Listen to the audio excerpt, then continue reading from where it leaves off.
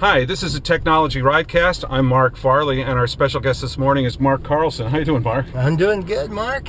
Hey, so we're here at the SNIA Developers Conference in Santa Clara, and you're giving a presentation tomorrow? I'll be talking about hyperscalers and their storage requirements.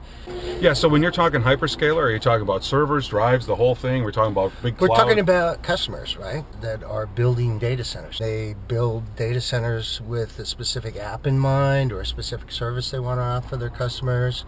And it turns out their biggest problem is something called tail latency, where one drive responds a lot slower, anywhere from 2 to 10 times slower than the other drives in a RAID drive, right? Yeah. And so that holds up the entire response. Now, is that something that happens with, what do we call it, consumer class drives or enterprise class drives? Or pretty much all the drives. There was a really good paper at FAST this year that had hundreds of millions of hours of drives.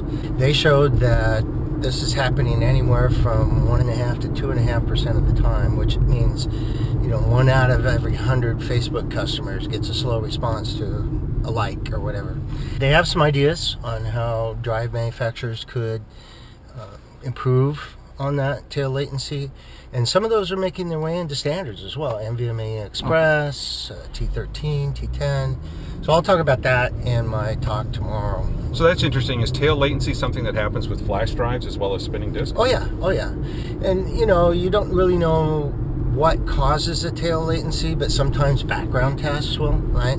SSDs are really good at this, doing these background garbage collection and write block preparation. So some of the standards now have a way to hold off those background tasks. Some of the data shows that tail latency goes away after an hour on some of these drives. So that's really interesting. I think the assumption is that flash drives are all fast all the time, but that's not necessarily true if you've got tail latency. Sure. So people can watch your presentation live streaming tomorrow? That's correct, and the slides are available for anybody to download as well. The SNIA Technical Council has created a white paper on this very topic that discusses these various standards that can help these hyperscalers address this long tail issue.